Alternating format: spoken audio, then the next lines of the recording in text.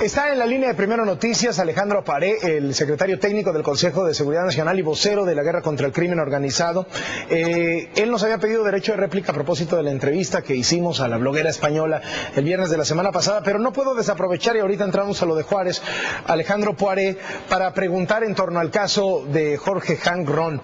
El PRI dice que es una cacería de brujas, que todo lo está haciendo el gobierno federal con terrorismo electoral para tratar de bajar al PRI y a Peña Nieto de las encuestas. ¿Qué responde el gobierno federal? Buenos días.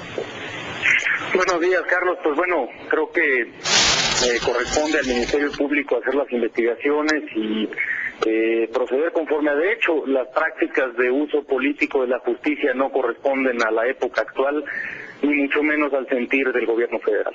¿Es cacería de brujas? Por supuesto que no, Carlos, como estoy diciendo, pues justamente eso son cosas del pasado y lo que está ocurriendo en México hoy día es un impulso importante por la legalidad que mucha falta nos hacía. Jorge Hank Ron dice que le sembraron las armas, que lo tuvieron 2 horas volteando a la pared y cuando se dio la vuelta es porque ya estaban las armas ahí. Pues corresponderá desde luego al Ministerio Público y a los jueces dilucidar los hechos conforme a derecho, Carlos. Lo que ha ocurrido es una detención en flagrancia con base en una denuncia anónima. Ahí están las personas presentadas ante la autoridad y bueno, pues afortunadamente en nuestro país tenemos instituciones de seguridad y de justicia que son autónomas e independientes y que tendrán que resolver conforme a la evidencia que se presente. ¿Estas armas tenían permisos, como alega la familia Hank? ¿Permisos de portación? Pues es justamente lo que se tiene que identificar, pero si ese es el caso, se pudieron haber presentado en su momento. ¿El gobierno federal qué noticia tiene con respecto a los permisos? Pues le corresponde al Ministerio Público dar la información. Lo que es cierto es que en su momento no se presentaron. Si es que existían, tendrían que ser presentados en su momento. Lo que dice la esposa de Jorge Hank es que pues eran los escoltas del casino, del hipódromo que está ahí, pues que es el equipo de seguridad, que la casa está dentro del hipódromo, que ella nunca había visto las armas, que las armas no estaban ahí. A ver, Carlos, para tratar de ser claro, si una persona tiene un permiso para portar un arma de fuego, tiene que presentarlo cuando la autoridad evidentemente se está ante la posibilidad de la violación de la ley y justamente ante la necesidad de hacer una detención por la violación de la ley de armas de fuego. Dicen que no presentaron orden de cateo.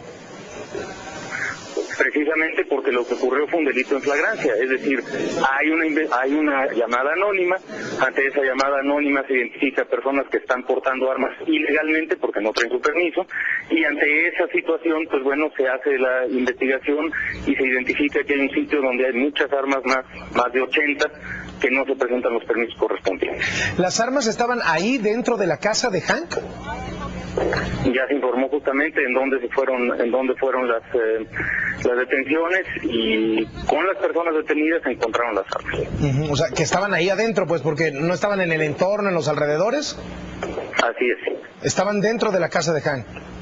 Así es, ya se informó que se identificaron primero unas personas, se sigue a estas personas, se les pregunta dónde están las armas y ahí se identifica un domicilio, se van hacia el interior del domicilio, se les persigue y ahí es donde se encuentran al resto de los detenidos, los otros 8 y la totalidad de las armas. ¿Para qué quería Hank un arsenal de esta naturaleza en su casa?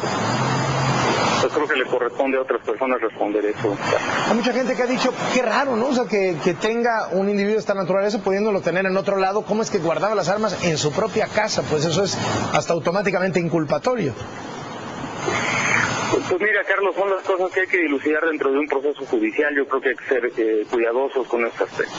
¿Tienen ustedes alguna evidencia, alguna pista, algún presunto vínculo de Jorge Hank con el crimen organizado? Yo creo que esos son puntos que le corresponde responder al Ministerio Público Federal, Carlos. ¿Existía alguna sospecha previa sobre él? Pues mira, lo que tenemos en este momento es una denuncia, un caso en flagrancia de armas que no se han justificado, que no se justificaron en su momento, para las cuales no se tiene permiso, y sobre ese caso se está investigando y se está procediendo conforme a derecho. ¿Algunas de esas armas son de uso exclusivo del Ejército y las Fuerzas Armadas?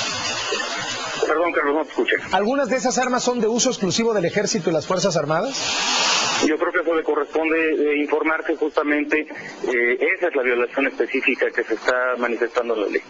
Bueno, vamos al asunto de Ciudad Juárez, que fue el derecho de réplica solicitado.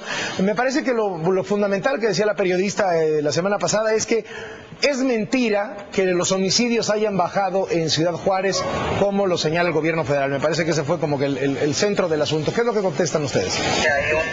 El dato que se ha dado, Carlos, y de hecho lo han también valorado otros actores de la sociedad civil y otros periodistas en su análisis de lo que ocurre en Ciudad Juárez, es que durante los meses que llegaron hasta octubre del año pasado, teníamos un nivel de homicidios que llegó incluso a los 10 homicidios diarios en promedio en algunas semanas. Hoy día, y no solamente como un dato casuístico de un par de semanas, sino durante los 5 primeros meses ya de este año, el promedio de homicidios ha estado mucho más cercano a los 4 homicidios. Eso es una reducción del 60%. No estamos diciendo en modo alguno que ya está resuelto el problema en Ciudad Juárez, pero sí estamos diciendo, y creo que eso es algo que se debe al trabajo de la Policía Federal, al trabajo de la autoridad local y también a las denuncias de los juarenses, sí estamos diciendo que hay una reducción de más del 60% de los homicidios en Ciudad Juárez, y creo que esa es una noticia que motiva a profundizar el esfuerzo que se está haciendo allá, que hay que hacerlo con más énfasis y con más fortaleza, y creo que ese es un dato que se tiene que conocer por parte de la opinión pública. Otra de las acusaciones que decía es que sigue totalmente corrompida la estructura de autoridades, de policías y de empresarios de Juárez con el crimen organizado.